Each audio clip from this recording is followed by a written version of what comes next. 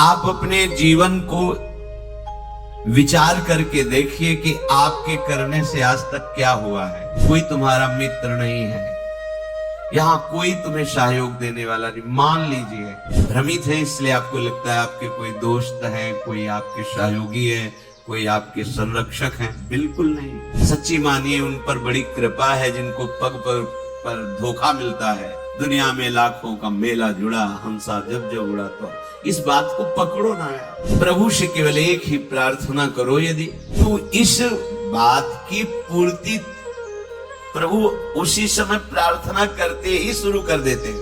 दया में प्रभु कितनी अपार कृपा की आपके ऊपर। मनुष्य शरीर साधु समागम श्रीधाम वृंदावन में दुर्लभ बात है। आप अपने जीवन को विचार करके देखिए कि आपके करने से आज तक क्या हुआ है। बिगड़ा ही है, बना नहीं है। ये इसलिए विचार कीजिए कि आप अहंकार रहित होकर प्रभु की कृपा का आश्रय लेकर हृदय से प्रभु के चरणों का सहारा ले लीजिए। बच जाओगे, दुख से बच जाओगे। कोई तुम्हारा मित्र नहीं है, यहाँ कोई तुम्हें सहयोग देने वाला नहीं। मान लीजिए आप लोग भ्रमित हैं, इसलिए आपको लगता है आपके कोई दोस्त हैं, कोई आपके सहयोगी है, कोई आपके संरक्षक हैं। बिल्कुल नहीं। बाहरी सब कुछ हो सकता है, आंतरिक रक्षा करने वाला केवल श्री कृष्ण है, दूसरा नहीं है।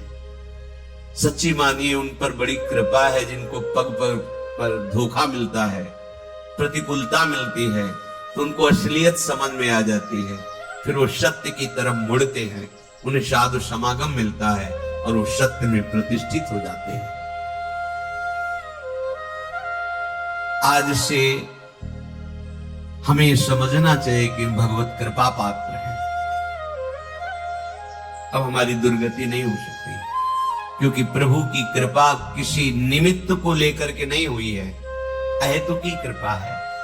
तो अब हमारे कल्याण में कोई संशय नहीं। सच्ची मानिए, ये विश्वास करोगे तो हो जाएगा। विश्वास करो, ये जादू की बात है।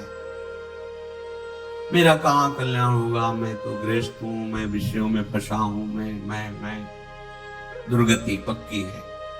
नहीं नहीं, कुछ भी हो, मेरे में सामर्थ्य तो नहीं, मैं तो अधम हूं, नीच हूं, पर मेरे प्रभु बड़े कृपालु है। मेरा निश्चित इस जन्म में कल्याण हो जाएगा, पक्का हो जाएगा। आप विश्वास कीजिए।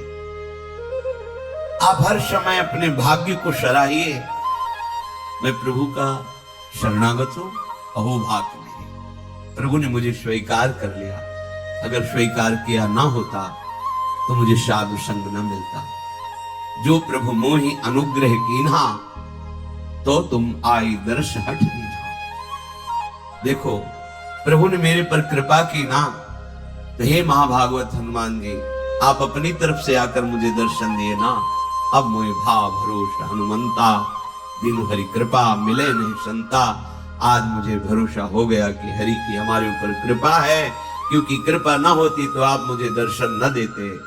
आपकी समीप हमें भगवत चर्चा करने का सौभाग्य, सुनने का सौभाग्य न मिलता। हम लोग जैसे भी हैं अपने प्रियालाल के हैं। झूठी से ही सही तुम मान लो, तो ये झूठी बात नहीं होगी, सच्ची है, क्योंकि है हम। संसार में तुम सत्य मान रहे हो, पर सब झूठा है झूठा। तुम चाहे जितना सत्य मानो, ये मेरा, कोई तेरा नहीं। दुनिया में लाखों का मेला जुड़ा, हंसा जब जब उड़ा। तो इस बात को पकड़ो ना यार। कोई साथी नहीं, कोई साथ नहीं। एक साथी है, केवल श्री हरि नाम, केवल राधा नाम। क्योंकि राधा नाम, हरि नाम ही हरि को प्रकाशित करता है। इसलिए हमारा तो हरि प्रिया से भी प्रिय इनका नाम है। इनसे भी ज्यादा महत्व इनके नाम में हमें देना है, क्योंकि नाम से ही इनका परिचय, नाम से ही हमारा संबंध दृढ़ होता है। झूठी भी हम मान ले कि हम प्रियालाल के हैं, तो वो झूठा नहीं होगा, वो सत्य, क्योंकि हम हैं उनके। आप झूठ से भी इच्छा करने लगो, इच्छा नहीं भगवत दर्शन की, पर झूठ से भी करने लगो, अब तो कल्याण हो जाए इसी जन्म में, अब तो प्रियालाल मिल जाए इसी जन्म में, वो मिल जाएंगे। झूठा खेल है साचा होए, क्योंकि ये साचा खेल है, इसमें नाटक भी करे भक्ति का तो भगवान कृपा करके उसे सच्चा भक्त बना देते हैं। बस आश्रय ले ले भगवान का, झूठा भी रोए, झूठा भी गाए, झूठा भी भाव से लगे, सच्चा भाव नहीं है, पर प्रभु देखते हैं ना कि मेरे में लगना चाहता है, मेरा आश्रय लिए, तो उसे सत्य भाव से युक्त कर देते हैं, उसकी भावना सत्य कर देते हैं। पूज्य श्री राधा बाबा कह रहे मेरा अनुभव है, संतों के अनुभव को समझना चाहिए। प्रभु से केवल एक ही प्रार्थना करो यदि कि मुझे आपकी अखंड स्मृति प्राप्त हो, निरंतर भजन, आपसे प्रेम, तो प्रभु इस याचना को कभी नहीं ठुकराते। आप एक प्रार्थना करें, मेरा भजन बन जाए प्रभु, निरंतर आपका भजन बने, आपकी स्मृति में मगन रहूं, आपके चरणों में प्रेम हो जाए, तो इस बात की पूर्ति प्रभु उसी समय प्रार्थना करते ही शुरू कर देते हैं। पर हम अज्ञानी इसलिए जान नहीं पाते। क्या? जब इस बात की पूर्ति में लगेंगे तो जहां जहां हमारी स्मृति, जहां जहां हमारा संबंध है, जहां जहां हमारा राग है, वो मिटाना शुरू करते हैं। तो फिर प्रश्न आ जाते हैं कि जब से भजन शुरू किया तब से विपत्तियां आ गई, लोग हमारे को प्रेम नहीं करते, वो नफरत की दृष्टि से देखते हैं, अमुक अमुक अमुक। ये वही तो हो रहा है जो आपने मांगा है। प्रभु से प्रेम करने के लिए हमें सर्वात्म वृत्ति चाहिए, और हमारी वृत्तियां फैली हैं, तो हमारे राग का वो नाश करके उन वृत्तियों को अपने में लगा रहे हैं, और वो भजन छोड़ देता है, वो सतमार्ग छोड़ देता है कि जब से शुरू किया तब से घाटा, लोगों का अपमान, परिवार में कोई प्यार नहीं करता, और एक दो अगर पधार गए तो फिर तो और पुष्ट हो गया कि बड़ा अनिष्ट मार्ग है, भगवत मार्ग नहीं चलना। देखो, जब भगवान से तुम प्रेम मांगोगे तो प्रेम तभी होता है जब अनन्यता आती है। तो आप अनन्य बन नहीं पा रहे, तो आपको अनन्य बनाएंगे। वो अन्य का अपहरण करके ही तो अनन्य बना जाता है, और जब अन्य का अपहरण होने लगा तो आप चिल्लाने लगे, ये क्या, ये क्या? तो मांगा क्या था? हे प्रभु, निरंतर भजन हो, आपसे प्रेम हो, वही तो कर रहे हैं। नहीं, ये नहीं चाहिए तो फिर मांगो संसार के भोग सामग्री, फिर ये बात नहीं आएगी, ये बात नहीं आएगी। संसार की भोग जन्म जन्मांतरों में कभी फिर कृपा होगी, तब यही होगी, तब यही कृपा होगी, कोई तुम्हें पूछने वाला नहीं रहेगा। भक्ति के मार्ग में जब चला जाता है तो भगवान सहयोग करके ऐसी स्थिति देते हैं कि कोई प्यार नहीं करता, सच्ची में कोई प्यार नहीं। जब आपके अंदर विवेक होगा और झांक के देखोगे तो उसकी स्वार्थ और वासना झलकती नजर आएगी, जो आपको कह रहा है मैं आपको बहुत प्यार करता हूं। जब जांच करके देखो तो उसका अपना सुख, उसका अपना स्वार्थ नजर आता है, प्यार नजर नहीं आता।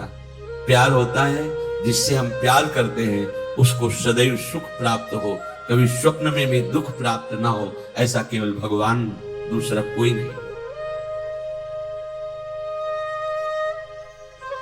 अन्य कामी यदि करे कृष्णेर भजन, कृष्ण तारे देन स्वचरण। कृष्ण कहे आमाय भजे, मांगे विषय सुख, अमृत छाणे मांगे विष, यही बड़ मूर्ख।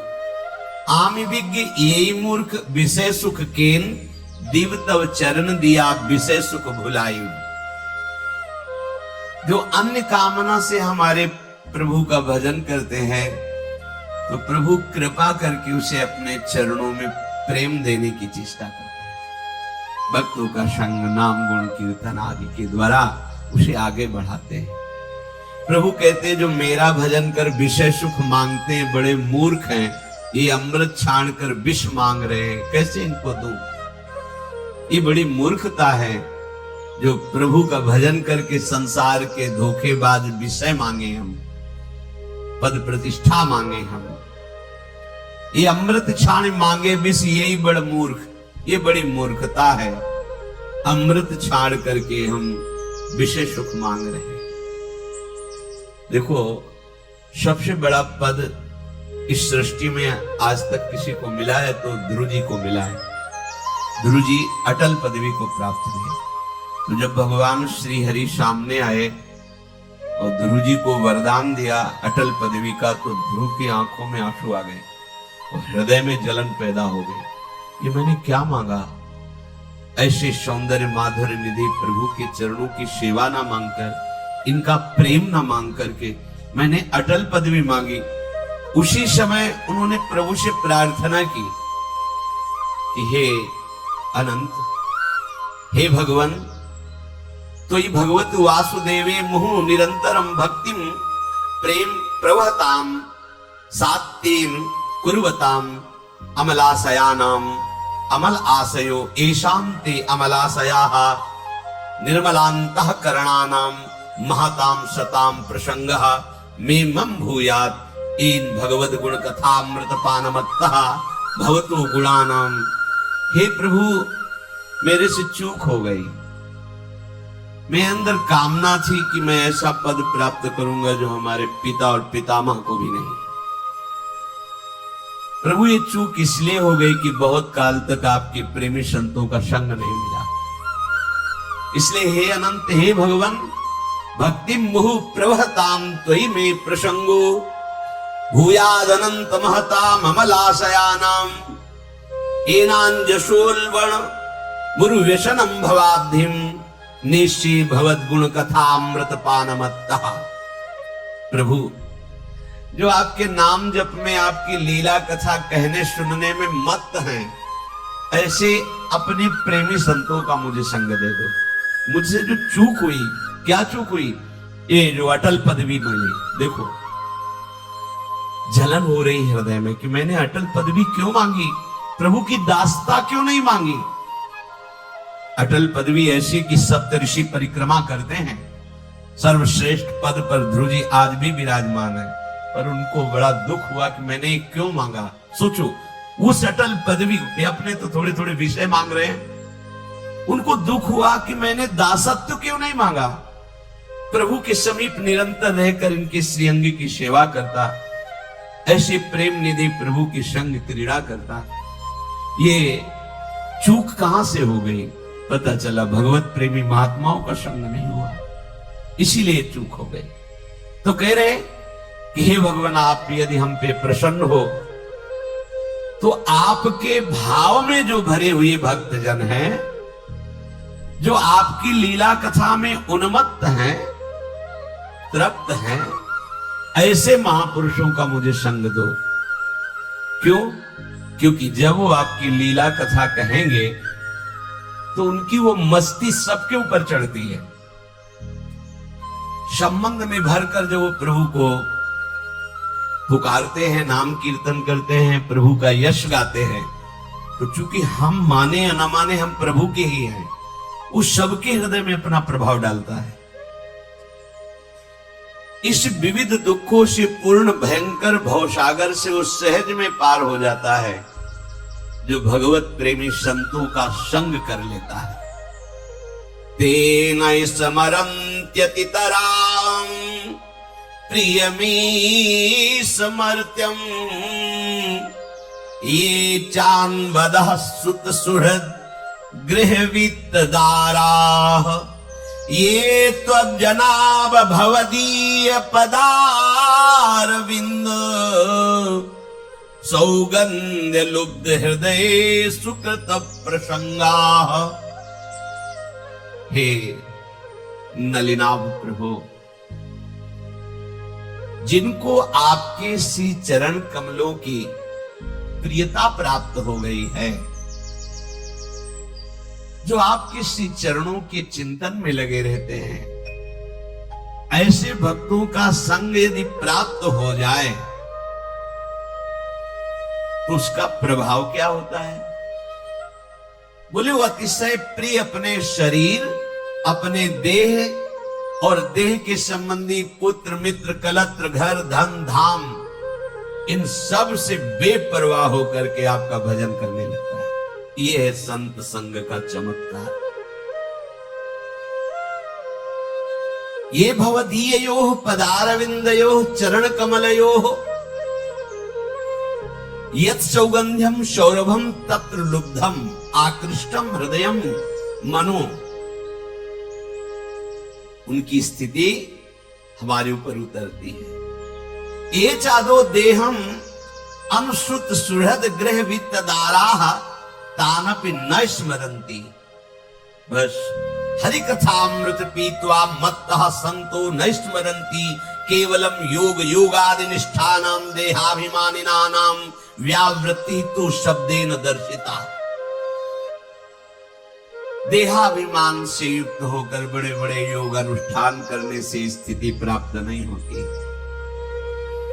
ये स्थिति भगवत प्रेमी महात्माओं के लीला गायन, नाम कीर्तन, महिमा गायन का जब हम श्रवण करते हैं तो उनके संग से ऐसी स्थिति प्राप्त होती है कि अतिशय प्रिय देह और देह की संबंधी वृत्तियां जो पुत्र में, मित्र में, कलत्र में, घर में, धन धाम में है, इन सब से वृत्तियां हट जाती है और बेपरवाह होकर भगवान के सुमिरन में डूब जाती है।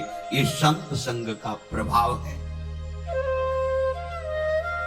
तेषामहं पाद सरोज रेणुर माया बहेयाधि किरीट मायुः यम नित्यदा बिभ्रतया सुपापम नश्यत्यमुं सर्वगुणाः भजन्ति। हे संत महापुरुषों, आपकी चरण रज को आयु पर्यंत मैं अपने शीश पर धारण करता रहूं, क्योंकि जिनके माथे पे संत चरण रज विराजमान होती है वो निष्पाप होकर के भगवान का प्रिय बन जाता है। जे गुरु चरण रेणु सिर धरहि ते जन सकल विभव बस करहि। संपूर्ण भागवतिक वैभव उसके हृदय में प्रकाशित हो जाता है जो संत सदगुरुदेव की चरण रज को अपने माथे पे रखता है। जब प्रभु की असीम कृपा होती है तो भगवत प्रेमी महात्माओं का संग मिलता है। संतों का संग मिल जाए तो फिर किसी और तीर्थ के अवगाहन की जरूरत नहीं है, क्योंकि तीर्थापाद प्रभु का निरंतर स्मरण करते हुए उनके ध्यान में जो मगन है, तेषां विचरतां पदभ्याम तीर्थानां पावनेच्छया भीतश्च किन्न रोचेत तावकानां समागमः। ये जो भगवत प्रेमी जन है, ये तीर्थों को भी तीर्थत्व प्रदान करने वाले हैं। तीर्थानाम अपि पावनेच्छया पदभ्याम विचरतां तेषां तावकानां तौ भक्तानां समागमः संसारात् भीतस्य किं न रोचते कथं न स्वस्मिन् रुचिमुत्पादयेत तस्मात् सत्संगः विना संसारे निस्तारो नास्ति। कह रहे हैं जो तीर्थों को भी निष्पाप करने की सामर्थ्य रखते हैं, जहां वो पृथ्वी पर चरण रखते हैं वहां की रज तीर्थों को भी पावन करने वाली बन जाती है। संसार से भयभीत हुए, दुखी हुए जीव जब इन संतों के समीप पहुंचते हैं तो इनकी चरण रज में, इनकी वाणी में, इनके दर्शन से, स्पर्श से संपूर्ण अशुभ पाप नष्ट हो जाते हैं और वो भयभीत हुआ संसार से पुरुष अभय पद को प्राप्त कर लेता है। तस्मात् सत्संगम बिना संसारे निस्तारो नास्ति।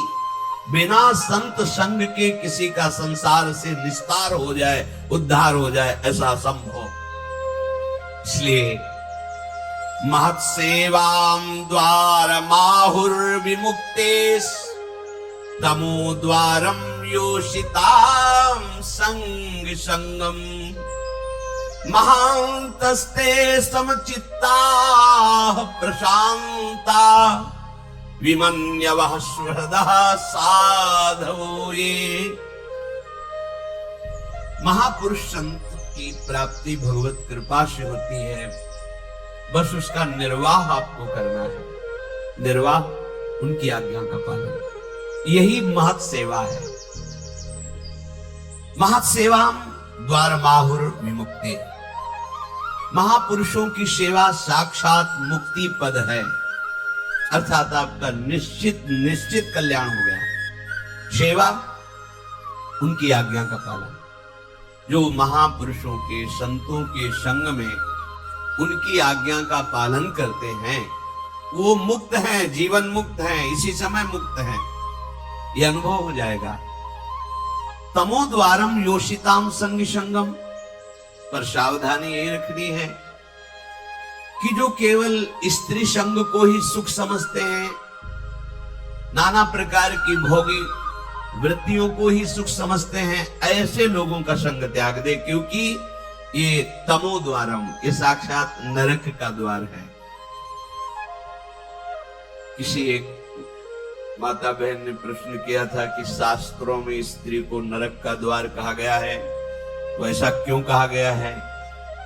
तो उसकी शास्त्रों की जो बात है उसको समझने के लिए हृदय की धरा चाहिए, भूमिका चाहिए, तो उस भाव को समझना है। जो स्त्री शरीर को भोग दृष्टि से देखता है उसके लिए कहा गया तुम साक्षात नरक के द्वार में खड़े हो, क्योंकि तुम अपराध कर रहे हो। स्त्री नरक का द्वार नहीं, स्त्री को तुमने भोग दृष्टि से देखा, ये नरक का द्वार हुआ, क्योंकि भगवान ने भी नरक के द्वार का वर्णन किया, कामा क्रोधा तथा लोभा। भगवान कह रहे काम क्रोध लोभ ये नरक के द्वार है, अर्थात तुमने काम दृष्टि से किसी भी माता बहन की तरफ जो भाव किया वो तुम्हें नरक ले जाएगा। उस वक्त शास्त्रों में जो शब्द लिखा हुआ उसको समझने के लिए हृदय की भूमिका चाहिए, पवित्रता चाहिए। आप लौकिक दृष्टि से नहीं समझ पाएंगे। जैसे यहाँ वर्णन है तमो द्वारम योषिताम संग संगम, जो केवल स्त्री भोग को ही सुख समझते हैं, जो नाना प्रकार की इंद्रियों की दुलार में लगे हुए हैं, ये नारकी पुरुष हैं। ऐसे पुरुषों का संग त्याग करके संत संग करें। संत संग कर रहे हैं और ये भी कर रहे हैं, लाभ नहीं मिलेगा, लाभ नहीं मिलेगा। हो सकता है संत संग का कम असर और कुसंग का बहुत ज्यादा असर हो जाए, क्योंकि हम देखते हैं 5 वर्ष सत्संग सुना और 5 मिनट कुसंग हो गया तो सारे सत्संग पे कुसंग पानी फेर देता है। ऐसा क्यों हुआ? इतना कमजोर सत्संग है? बोले नहीं, अभी तुम्हें 5 मिनट दिखाई दे रहा है कुसंग, लेकिन वो 50 अनंतों वर्षों से कुसंग में ही रहा है। थोड़ा समय सत्संग का मिला, सुधार की तरफ। सत्संग का मतलब चढ़ाई और कुसंग का मतलब फिसलना। फिसलने में कितनी देर लगती है? महल बनाने में समय लगता है, बुलडोजर लगा गिराओ शाम तक सब गिर जाएगा। 5 वर्ष की सत्संग की चढ़ाई 5 मिनट में उतार के फेंक दिया कुसंग ने, क्योंकि फिसलन, सर से नीचे आ गए। ऊपर चढ़ने में प्रयास है, नीचे आने में प्रयास नहीं होता। पानी कहीं भी डालो नीचे जाता है। ऐसे हमारी वृत्तियां अधोगामी है, प्रकृति की तरफ आकर्षित होती है। इसीलिए कुसंग का त्याग करके संत संग करे, बहुत जल्दी लाभ होता है, पर प्राय ऐसा नहीं हो पाता। इसीलिए सत्संग का सही रंग नहीं जम पाता। कैसे संत होते हैं? जिनके संग से जीवन मुक्तता का वर्तमान में भी अनुभव हो जाए। बोले महांतस्ते समचित्ता प्रशांता विमन्यवः सुहृदा साधो। ये वो महापुरुष जन, ये समचित्ता समदर्शिनः प्रशांता शुद्ध चित्ता विमन्यवः विगत क्रोधा सुहृदा सर्वेषां हितकांक्षिणः साधवा सदाचारा ते महांतो गेया। वो महापुरुष होते हैं जिनमें सब में भगवत दर्शन की भावना, सब में समदर्शिना वही होते हैं जो सब में अपने प्रभु को देखते हैं। वही परम संत है जो सब में अपने प्रभु को देखते हैं। विद्या विनय संपन्ने ब्राह्मणे गविहस्तनी स्वनीचो सुपाके चा पंडिता समदर्शिना, जो सब जगह अपने, ओ वही है। ये तो बाद में पता चलता है ना कि छलिया कैसे छल रहे थे तुम आकर के, अब समझ में आया। ये पर्दे लगाकर वही है, दूसरा नहीं। ये तो गुरु कृपा से बाद में जब अंतःकरण त्रिगुणात्मिका माया के प्रभाव से मुक्त हो जाता है तब ये दिखाए वो इतना बड़ा नाटक कर रहा था, सब रूपों में वही है। समदर्शिना प्रशांता, चाहे जैसी परिस्थिति आ जाए पर वो अशांत नहीं होते, वो शांत रहते हैं। ऐसे प्रशांत, चाहे आप उनको अपमानित करें, निंदा करें, तिरस्कार करें, या उनके पास जो है सब छिन जाए तो भी कोई फर्क नहीं पड़ेगा, क्योंकि सब प्राकृतिक पहले ही उसका राग नष्ट हो चुका है, इसलिए उनकी अशांति नहीं होगी। आपको बोध हो चुका है, इसकी परीक्षा बाहरी लक्षणों से तो हो ही नहीं सकती, पर कुछ बाहरी लक्षण, जब आपकी भरी सभा में निंदा हो, अपमान हो, कोई भी आपका साथ देने वाला न हो, फिर भी आप शांत हैं और मुस्कुरा रहे हैं, तो हो सकता है ये भी लक्षण पहचाना जा कि बिना ब्रह्मबोध हुई ऐसी सामर्थ्य नहीं आ सकती। पूज्यपाद सिवड़िया बाबा जी महाराज, गंगा किनारे एक बहुत बड़ा संत समागम हुआ था, जहां बड़े बड़े महापुरुष भी आए थे। बाबा तो समस्थिति को प्राप्त महापुरुष थे। समस्थिति का प्रवचन करना और समस्थिति में होना बड़ा अंतर है। तो हरि बाबा जब कीर्तन करते थे तो सबसे पहले ओंकार नाद करते थे, जे ही घंटा अपने कर कमल में घंटा रखते थे, और जे भी घंटा बजा तो उसके पहले ओम, तो सब बाद में ओम बोलते थे। ये बात जो शास्त्रीय विधान के ज्ञाता जन थे वो विरोध करते थे। तो पूज्य बाबा के पास बड़े महापुरुषों ने भी ये बात निवेदन की कि प्रणव का उच्चारण सबको करने का अधिकार नहीं। वैदिक उद्गीत महामहिमा में प्रणव, उसके लिए कुछ नियम है, कुछ सिद्धांत है, उसका ऐसे कीर्तन नहीं कराया जाता। तो बाबा ने कहा हरि बाबा और हरि में कोई भेद नहीं इस समय जो मैं देख पा रहा हूं, इसलिए जो भी बोलेंगे सब शास्त्र सिद्धांत होगा, इनको हम मना नहीं कर सकते। कोई साधारण संत नहीं, ये भगवत प्राप्त संत है। वहां संतों में सब आए हुए थे, तो बाबा की सीधे निंदा शुरू की। ये ऐसा सन्यासी होकर भी कीर्तन में जाते हैं, कीर्तन में रास में बैठते हैं, प्रणव उच्चारण होता है उसका निषेध नहीं करते हैं। अब जो मन में है सो बोल, माइक हाथ में हो फिर बोलने का अवसर हो, फिर क्या कहना। और विद्वान हो तो शास्त्र के सूत्र ले ले करके। अब बाबा के एक से उद्भट भट्टाचार्य शिष्य थे, बाबा की जब निंदा करे तो सब बाबा ने सबको शांत किया, सब शांत, चुप बैठो। आधा घंटे तक वो बोलते रहे, शांत हो गए। सभा विसर्जित हुई, बाबा अपनी कुटिया में गए, तो जो उनके सब शिष्य थे बोले बाबा एक सेकंड में इसके मुंह बंद कर देंगे हम, ये शास्त्र के श्लोक बोलता है अभी एक से। बोले हाँ, यही हमारे संग का असर तुम पर हुआ है, यही असर हुआ है। तुम हमारा सत्संग सुनते हो, वाणी सुनते हो, देहाभिमान पुष्ट करने के लिए करते हो। वो क्या बोले, वो जो बोल रहे सही बोल रहे। उड़िया बाबा नाम का एक शरीर है ये, और उसकी वो निंदा कर रहे हैं, तो इसकी तो निंदा हम भी करते हैं, शास्त्र भी करते हैं। शरीर कोई बंद नहीं है, ये तो निंदनीय है। और जो उड़िया बाबा का स्वरूप है वो भी है, वो कभी अपनी आत्मा की निंदा कर नहीं सकता। तो जिसकी निंदा होती है उसी की निंदा हो रही। तुम लोगों ने क्या सीखा, सब शांत, कोई फर्क नहीं। ये आत्म स्वरूप, ये प्रशांत आत्मा। भगवान कह रहे कैसे संतों का संग वास्तव में वर्तमान में ही जीवन मुक्त कर देता है।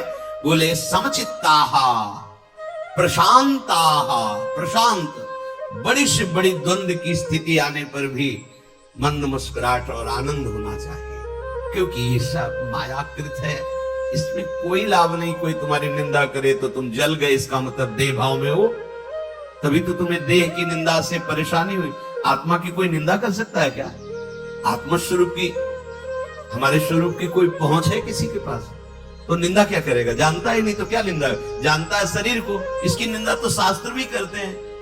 इसकी निंदा ही तो करके इससे राग रहित हुआ जाता है। अगर इसकी वंदना करेंगे तो इसमें राग बना रहेगा, राग बना रहेगा तो दुर्गति बनी रहेगी।